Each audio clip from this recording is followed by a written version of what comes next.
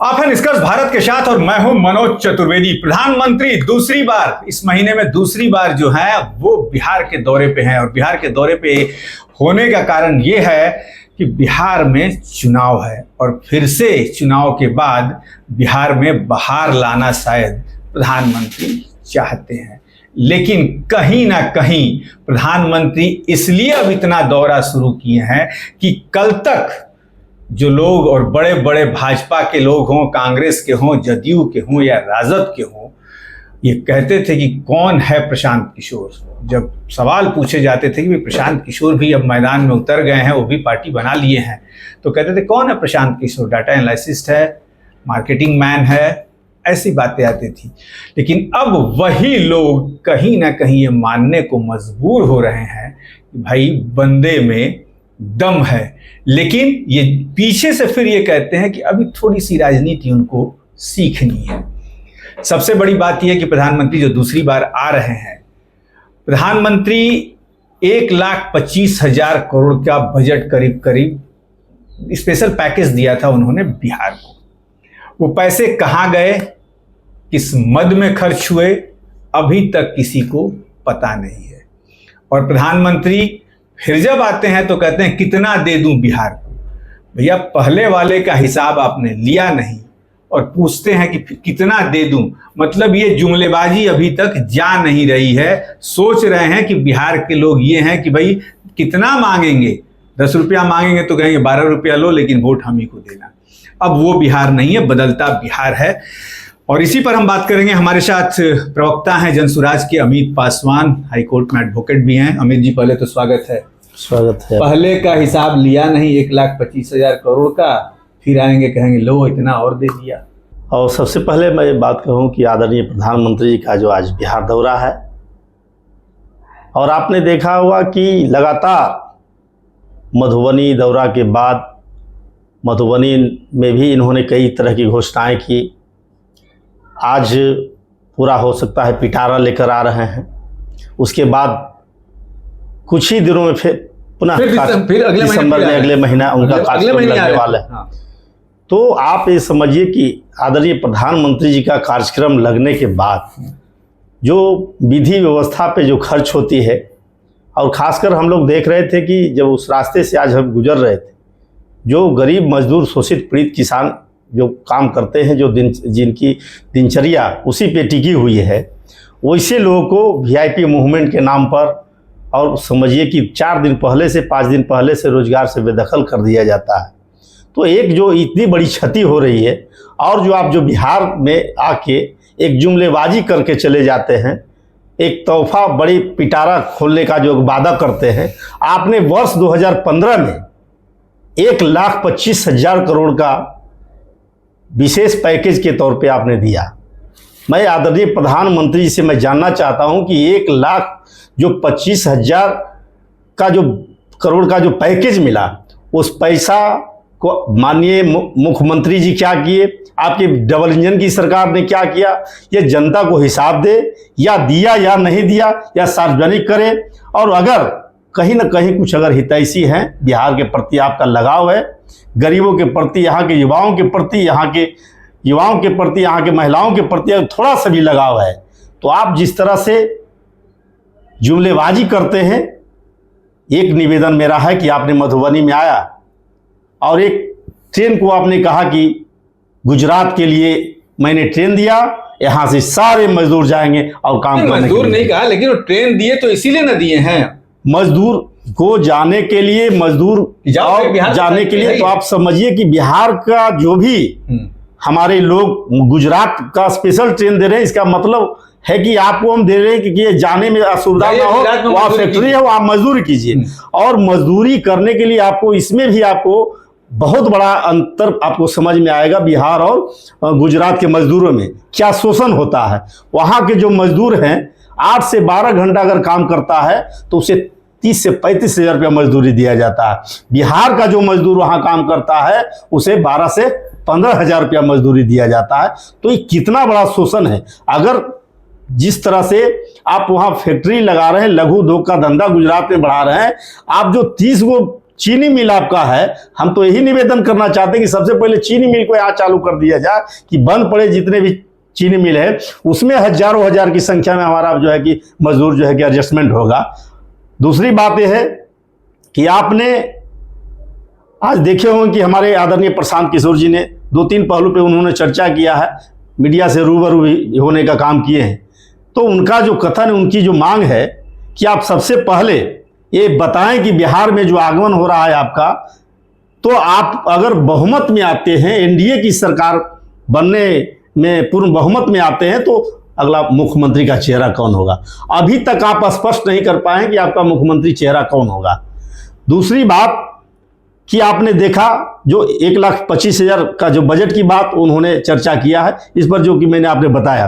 तीसरी बात जो उन्होंने कहा है स्पष्ट तौर पर कि अगर कुछ करना है बिहार के लिए तो अगले बार जब आए तो एक समय आप निर्धारित करें कि बिहार के गरीब मजदूर और शोषित पीड़ितों के लिए, यहाँ के बुनियादी सुविधाओं के लिए जो पलायन हमारे बिहार के लोग हो रहे हैं उनके लिए एक विशेष तो चर्चा करें, आप विशेष तौर पर चर्चा करें, खुली तौर पर चर्चा करें कि इसका निदान कैसे हो, यहाँ के हमारे जो गरीब मजदूर पीड़ित परिवार के लोग हैं उनको और बेहतर बुनियादी सुविधा कैसे उपलब्ध कराया जाए, यही तो हम लोग मांग रखे हैं। अब देखिए, आपने याद दिलाया कि सबसे बड़ी बात है कि एयरपोर्ट से लेकर और डाक बंगला इनकम टैक्स चौराहे तक करीब करीब रोज के सब्जी वाले से लेके मजदूर जो भी वहाँ काम करते हैं, फल बेचने वाले, करीब 40 लाख रुपए का नुकसान हो रहा है आज एक दिन के 4 घंटे के दौरे पे। मजदूर जो दिन भर मजदूरी करके फुटपाथ पर सोते थे उन्हें 4 दिन से हटा दिया गया है। तो ये प्रधानमंत्री को ये समझ में नहीं आता है क्या कि रोड शो कर रहे हैं, ये हमारे जो मजदूर हैं इनको नुकसान हो रहा है, फिर रोड शो की क्या जरूरत है प्रधानमंत्री को? यदि आप इतने सवाल रोड शो की क्या जरूरत है कि आप एज ए सरकारी प्रोग्राम में आ रहे हैं, आप सरकारी प्रोग्राम का खर्च भी आप सरकारी स्तर पे कर रहे हैं और निजी काम आप रोड शो में, यह जो रोड शो करने का एक मिनट अमित जी, मैंने जो बात कही थी उस बात में सच्चाई है कि प्रधानमंत्री चुनाव की घोषणा के पहले तक जितने भी कार्यक्रम होंगे, प्रधानमंत्री जितनी बार बिहार आएंगे वो सारे कार्यक्रम जो हैं वो सरकारी खर्च पे हो रहे हैं, लेकिन प्रचार भाजपा जो है अपना कर रही है, जिस पर प्रशांत किशोर ने आज तंज कसा है। और वास्तव में यह सच्चाई है कि आज का पूरा खर्च जो है वो उड़्डयन मंत्रालय के जिम्मेवारी पर गया है। अब आप समझ सकते हैं कि कितनी चालाकी से भाजपा अपना प्रचार कर रही है बिहार में। बताइए। ये अभी आपने जो सवाल किया भेंडरों की स्थिति, जो आज 4-5 दिन से हमने पहले ही कहा कि रोजमर्रा की स्थिति है कि जब तक दिन में अगर काम नहीं करेगा तो वह वेंडर रात में उसके चूल्हा नहीं जलेगा। तो हालात यह है कि आदरणीय प्रधानमंत्री जी बराबर ये संदेश देते हैं कि हमारे देश में अगर बेरोजगारी खत्म करना है तो पकौड़ा बेचना पड़ेगा। तो आप जो पकौड़ा बेचने का भी तो स्थान निर्धारित कीजिए कि लोग पकौड़ा बेच पाए। पथ विक्रेता कानून अधिनियम 2014 हम लगातार 20 वर्षों से वेंडरों का पूरे जो है कि ऑर्गेनाइजेशन चला रहे हैं। हम जो राजगीर से लेकर बिहार और नालंदा कई जिलों में जो स्थिति देखा है, अभी तक जो है वेंडरों का हमने कई बार मांग भी आदरणीय मुख्यमंत्री जी से किया राजगीर के बात पे कि आप इतना कहते हैं कि राजगीर में बहुत सारा हम डेवलपमेंट किए, तो आप क्यों ना एक राजगीर हाट का निर्माण करके और पूरे वेंडरों का, पूरे टाउन का वेंडरों का एक जगह व्यवस्थित कर दीजिए, ताकि देशी विदेशी पर्यटक जो भी आते हैं सारा सामान वहां से लेके और चले जाए। लेकिन इनका तो सिर्फ घोषणा है, जुमलेबाजी है, और ऑलरेडी उसके लिए आपका डे नूलम जो वेंडरों का जो व्यवस्थित करने के लिए डे नूलम एक विभाग बना दिया गया जो कि उसके लिए स्पष्ट काम करेगा। उसमें ऑलरेडी कमिटी का गठन किया गया है, टाउन वेंडिंग कमिटी, TLF है, टाउन लेवल फेडरेशन के बाद TVC कमिटी। TVC कमिटी में हर नगर निगम में यह निर्णय लेगा, हर नगर पंचायत में यह निर्णय लेगा कि वेंडरों को वेंडिंग जोन बना के उसको पुनर्वासित किया जाए। आज तो उसके लिए जो कानून बना हुआ एक भी इम्प्लीमेंट नहीं किया जा रहा, एक भी पालन नहीं किया जा रहा है। जब चाहिए VIP मूवमेंट के नाम पर उसको उजाड़ दीजिए, जब चाहिए उसको सामान को क्षतिग्रस्त उठा के आप तो ट्रैक्टर पे उसको आप नगर निगम लेके चले जाते हैं, जबकि यह प्रोसीजर है, उसका जो है कि नियम है कि आप किसी भी दुकानदार को हटाने के पहले 1 महीना पहले आपको नोटिस देना होता है। उसके बाद नोटिस के बाद पुनः वैकल्पिक व्यवस्था करें, पुनः वासित करने के बाद ही हटा सकते हैं। लेकिन एक भी आप नहीं करते, टाउन टीवीसी का बैठक का भी कोई निर्णय का पालन नहीं होता, सीधा आप जो है कि बलपूर्वक लाठी चलाने का काम करते हैं, गरीब मजदूर को उजाड़ने का काम करते हैं। एक कैसा कानून? बस हम पूछना चाहते हैं आदरणीय प्रधानमंत्री जी, आप जिस बात का जो बराबर आपने यह जोर दिया है कि हमारे देश में सारे लोग जो है कि शिक्षित जितने भी बेरोजगार हैं वो पकौड़ा बेचकर स्वरोजगारी बनेंगे, तो आप उसका भी स्थान नहीं दे रहे हैं। इसलिए अगर आप बिहार पर थोड़ा सा भी आप रहम करते हैं तो हम कहते हैं बिहार के जितने वेंडर हैं, बिहार में जितने नगर निकाय हैं, सभी वेंडरों को पहले पुनर्वासित आप करवाइए, उसको वेंडिंग जोन बनाकर पुनर्वासित करवाइए, तभी हम समझते हैं कि बिहार का एक क्लियर हो। अमित जी, एक सवाल अंतिम ले लेते हैं और बड़ा महत्वपूर्ण सवाल लेते हैं। प्रधानमंत्री आ रहे हैं, नीतीश कुमार राज्यपाल प्रोटोकॉल के हिसाब से अगवानी उनकी किए हैं, लेकिन प्रधानमंत्री रोड शो कर रहे हैं, शाम को गवर्नर हाउस में रुकेंगे, लेकिन किसी एनडीए के नेता से मिलने का कार्यक्रम नहीं है। जो हमारे सूत्र एक और बात बता रहे हैं कि मुख्यमंत्री जबरन शायद मिलने जाएंगे गवर्नर हाउस में, कि भाई हम सामने सामने मिल लेते हैं, सीटों की शेयरिंग की बात करने। क्योंकि मुख्य सूत्र जो बता रहे हैं कि पिछले दिनों नीति आयोग की बैठक में नहीं जाके एनडीए की बैठक में गए थे कि प्रधानमंत्री से सीधे बात करके सीटों की बात फाइनल कर लेंगे, लेकिन वहां भी बात नहीं बनी। आपको क्या उम्मीद है, पटना में समझा पाएंगे नीतीश कुमार? जबकि मिलने का कोई कार्यक्रम नहीं है, साथ प्रधानमंत्री के चलेंगे, उसके बाद जो है जो प्रधानमंत्री बीजेपी ऑफिस में जाने लगेंगे, नीतीश कुमार अपने घर की तरफ चले जाएंगे। मिलने का कोई कार्यक्रम किसी भी एनडीए नेता का नहीं रखा गया। देखिए, इससे तो साफ जाहिर होता है कि आदरणीय प्रधानमंत्री जी माननीय मुख्यमंत्री जी को वह खारिज कर चुके हैं, दरकिनार कर चुके हैं। तो फिर चुनाव क्यों की नीति से? चुनाव बस एक ही वह चुनाव का इंतजार में है कि किसी तरह से गठबंधन में चुनाव हो, और चुनाव के बाद जो परिणाम आएगा, आप जिस तरह से महाराष्ट्र में आपने देखा कि शिंदे को साइड करके और फडणवीस को बना दिया गया, बिहार में वह खेल की तैयारी बीजेपी कर रही है। और अभी तक आप देख रहे हो कि जहां जहां आप लोग भी तो खेल बिगाड़ने पे लगे हैं ना मुख्यमंत्री का। सवाल हम लोग खेल बिगाड़ने पर नहीं लगे हुए। हम लोग जो हैं आप समझ चुके हैं कि 15 वर्षों तक जंगल राज जो है कि राजद की सरकार रही, लोगों ने देखा। 18 से 20 वर्षों तक आदरणीय नीतीश कुमार जी और डबल इंजन की सरकार, इनको भी लोग देख रहे हैं। आज भी मैं कहता हूं कि जब आदरणीय मुख्यमंत्री नीतीश कुमार जी, जब इनकी तबीयत ठीक थी, जब यह काम करने लायक थे, इन्होंने बिहार को कुछ दिया। अब ये स्पष्ट कहा जाए कि जिस थाली में एक रोटी नहीं है तो इन्होंने एक रोटी डालने का काम किया। लेकिन अब वो स्थिति इनकी जो वो नहीं रही, मानसिक रूप से, शारीरिक रूप से यह काफी बीमार हैं और इन्हें रेस्ट करने की जरूरत है। राजनीतिक गलियारों में चर्चा हो रही है कि प्रशांत किशोर इस बार तो नहीं, लेकिन 25 से ज्यादा सीटें प्रशांत किशोर ला रहे हैं, तो सत्ता की चाबी तो आपके पास होगी।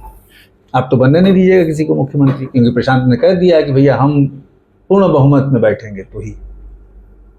लेकिन राजनीति में चर्चा होने लगी। सबसे बड़ी बात है कि अनुमान लोग लगाते हैं, और अभी तक का वह अनुमान जो आपके अनुसार 25 से 30 सीट पे है, जो कि 2 वर्षों का मेहनत, और इधर जो पार्टी का गठन किया गया उसके बाद का मेहनत, उसके बाद का ये मेहनत, उसके बाद का मेहनत में पद यात्रा के समय कोई नहीं जानता था। स्पष्ट मैं ये कहूं कि उसके बाद का यह मेहनत में आप स्वयं कर रहे हैं। लोगों का मुखार शब्द से यह आ रहा है कि 20 से 25 सीट पे है।